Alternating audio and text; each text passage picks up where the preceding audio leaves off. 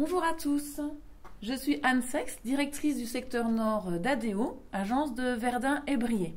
Je suis heureuse de vous accueillir pour notre nouveau webinaire dédié aux employeurs de main-d'œuvre. Nous avons choisi de vous présenter ce matin le fonctionnement de la PPV, la prime partage de valeur. Pour rappel, ce dispositif a été créé en 2022 en remplacement de la prime Macron. Il peut apporter un véritable coup de pouce pour le pouvoir d'achat de vos salariés, avec également quelques avantages à la clé pour vous, employeurs. Depuis la fin d'année 2023, des aménagements ont été apportés au dispositif et cela suscite sûrement des interrogations de votre part. D'ailleurs, nous avons listé vos principales questions. Elles sont regroupées en 4 catégories. Premièrement, quelles sont les conditions pour bénéficier de la PPV? Deuxièmement, quels sont les plafonds et les modulations possibles? Troisièmement, quels sont les changements depuis 2023?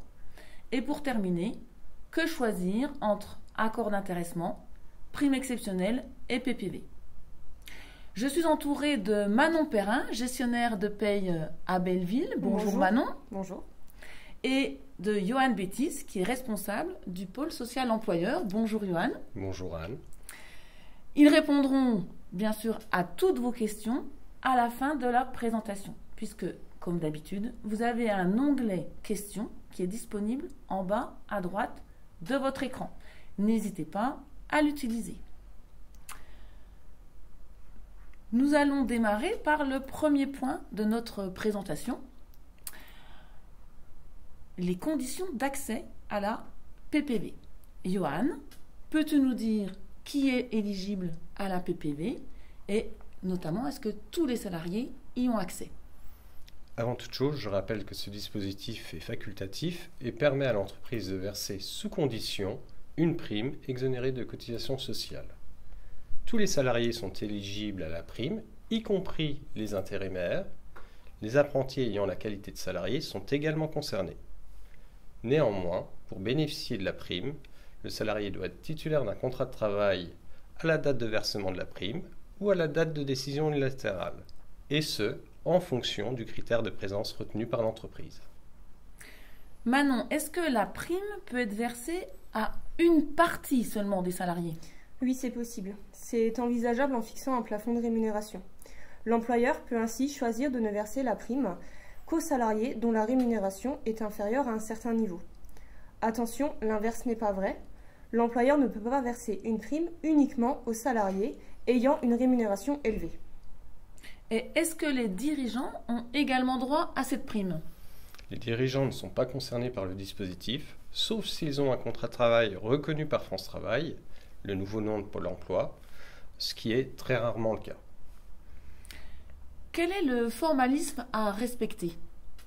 La prime doit être mise en place soit par une décision unilatérale de l'entreprise, soit par un accord d'entreprise. Nous préconisons par simplicité administrative la mise en place par décision unilatérale. En effet, il n'y a pas de dépôt à prévoir, contrairement à l'accord d'entreprise où il faut prévoir le dépôt. Pour les entreprises qui disposent d'un CSE, Comité social et économique, il est nécessaire de le consulter avant la mise en place de la prime.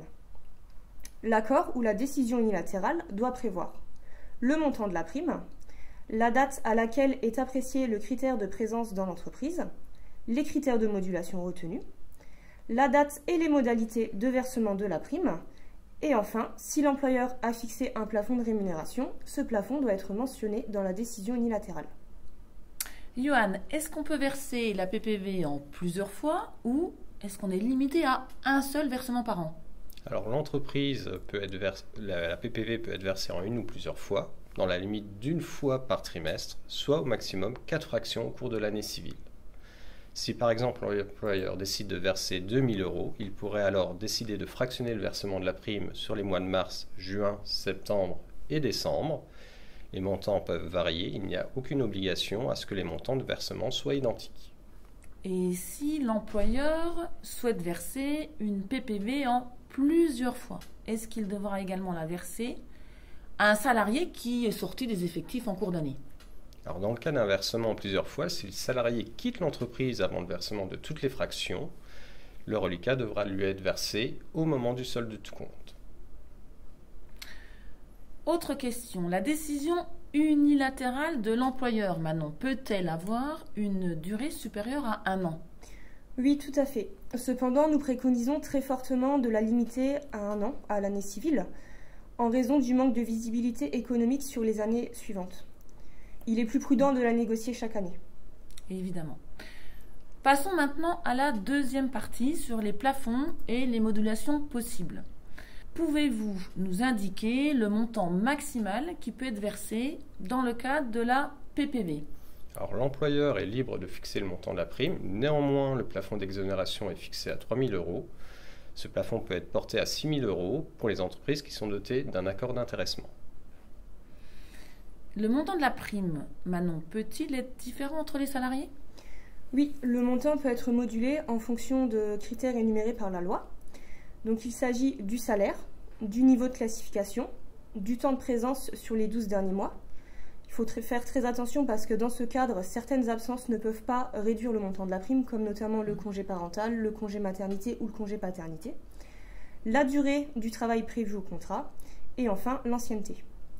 Ces critères peuvent être combinés. Dans tous les cas, ils doivent bien être précisés dans l'accord.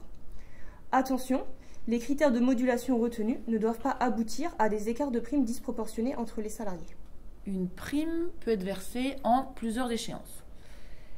Mais pour chacune de ces échéances, est-ce que les critères d'attribution peuvent être différents, Johan? Alors, la prime peut être versée en plusieurs fois, mais il s'agit d'une prime unique. Il n'est donc pas possible de prévoir des critères d'attribution différents pour chacune de ces échéances. Et que se passe-t-il pour l'employeur si toutes les conditions d'attribution ne sont pas pleinement respectées? Est-ce que l'employeur encourt des risques? Alors, le bénéfice de l'exonération est conditionné pour l'employeur au respect de l'ensemble des conditions d'attribution. En cas de non-conformité et de contrôle, l'entreprise ferait l'objet d'un redressement. Nos conseillères sont bien sûr là pour vous accompagner au mieux dans la mise en place du dispositif et s'assurer que le cadre réglementaire soit bien respecté. J'ai entendu qu'il y a eu des évolutions en fin d'année.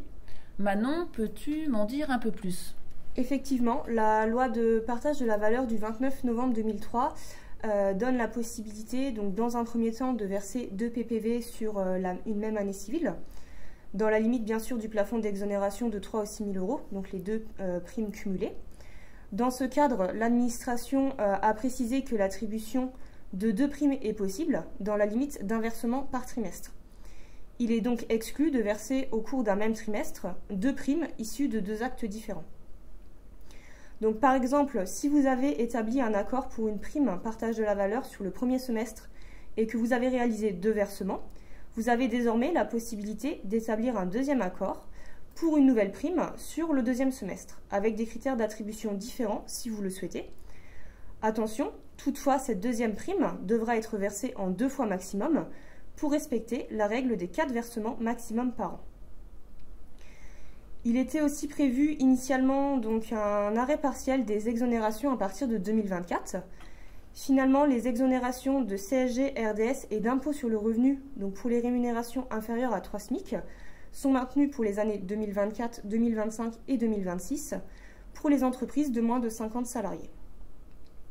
Enfin, donc la dernière nouveauté, la possibilité pour le salarié qui bénéficie de cette prime de l'affecter en totalité ou seulement une partie sur un plan d'épargne salariale ou sur un plan d'épargne retraite, et ce, dans un délai qui sera fixé par un décret pour lequel nous ne connaissons pas encore la date de parution.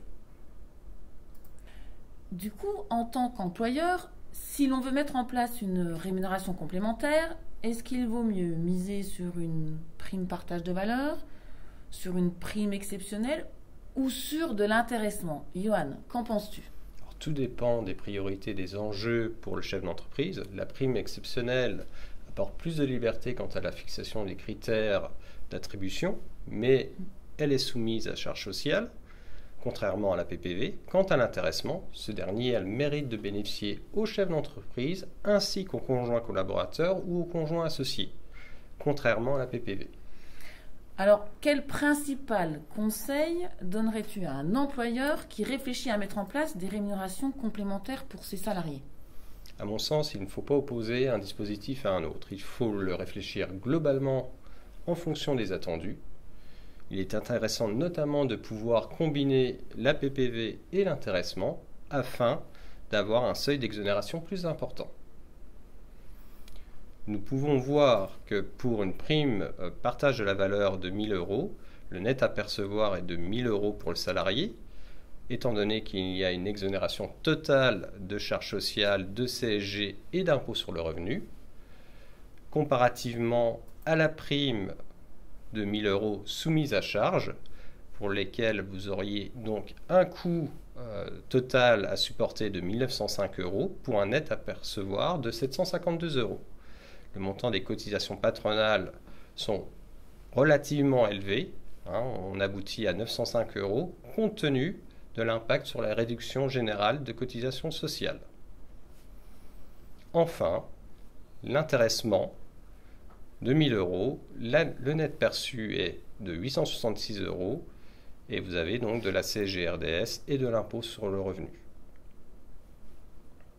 Donc là, vous voyez, il y a différents dispositifs avec des dispositifs d'exonération et je vous invite véritablement à pouvoir contacter vos conseillères et vos gestionnaires de paye pour réaliser des simulations encore plus adaptées à vos situations. Nos gestionnaires de paye et nos conseillères en droit social sont là pour vous aiguiller sur la PPV et bien sûr plus largement sur les outils disponibles pour soutenir le pouvoir d'achat de vos salariés à court, moyen et long terme. Nous allons maintenant passer à la phase de questions.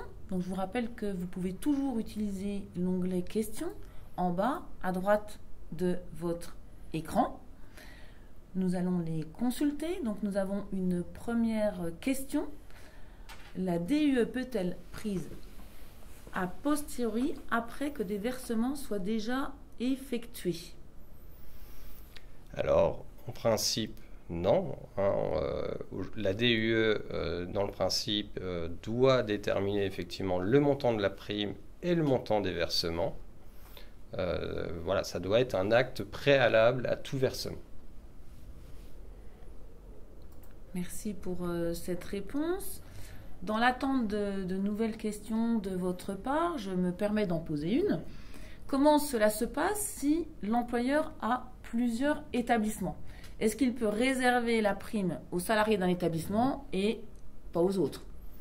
Alors l'administration a confirmé cette possibilité. L'employeur peut attribuer à tous les salariés de l'entreprise, mais également à seulement des salariés relevant d'un ou plusieurs établissements. Cependant, nous le déconseillons très fortement pour des raisons managériales. Merci. Est-ce qu'un président de SAS a le droit de percevoir la PPV? Alors, comme on l'a évoqué, le dirigeant de l'entreprise ne peut bénéficier effectivement de la PPV en tant que mandataire social, sauf s'il vient accumuler avec un contrat de travail. Un contrat de travail reconnu par France Travail. Donc pour qu'il y ait un contrat de travail, il faut bien évidemment qu'il y ait une rémunération, un travail effectif. Et bien souvent, le problème posé, c'est le lien de subordination. C'est pour ça que très rarement, il y a une reconnaissance du contrat de travail par France Travail, ce qui ne permet pas effectivement au président de SAS de percevoir une PPV. Autre question, est-ce que des salariés saisonniers par exemple pendant 2 mois en été, peuvent bénéficier de la PPV? Alors, tout dépend de la date à laquelle a été négociée la décision unilatérale. Si la décision unilatérale a été négociée pendant les mois où le salarié saisonnier a été embauché, il est éligible au même titre que les salariés permanents.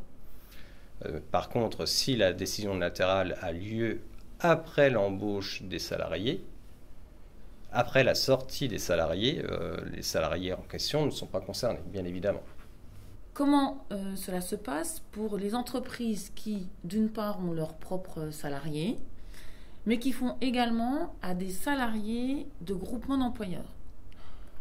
Est-ce que le salarié du groupement d'employeurs doit également bénéficier de la prime au même titre que les salariés de l'entreprise? Alors, le salarié d'un groupement d'employeurs bénéficie du principe d'égalité de traitement. Dans ce cas précis, si l'employeur décide de verser une PPV à ses salariés, il devra également la verser aux salariés mis à disposition par le groupement d'employeurs. J'en profite pour vous indiquer que cette égalité de traitement concerne également la rémunération, l'intéressement, la participation et l'épargne salariale. D'accord, merci. Alors, une question vient d'arriver. Un salarié malade toute l'année est-il concerné par le versement de la prime? Alors dans ce cadre, effectivement, comme Manon l'a évoqué tout à l'heure, on peut prévoir des critères de modulation en fonction de la durée de présence du salarié dans l'entreprise.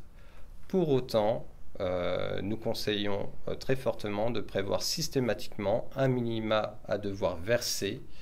On pourrait très bien définir effectivement un critère de durée de présence de 12 mois et de fixer par exemple pour une prime globale de 1 000 euros, de 1 000 euros pour le salarié qui était présent toute l'année. Celui qui a été présent 3 mois, il a 250 euros et quelque chose de proportionnel. Mais on mettrait de manière systématiquement un montant de prime, même si le salarié venait à être absent toute l'année. Voilà. Mais on prévoirait un socle minimum. Et est-ce qu'il y a justement un minimum de primes à devoir verser? En dehors peut-être de ces critères de présence, est-ce qu'il y a un minimum? Alors, il n'y a pas, dans le texte de loi, il n'y a pas un minimum de fixé par la loi. On a dit tout à l'heure, effectivement, que les critères de modulation pouvaient faire que des salariés aient effectivement une modulation et un montant différent.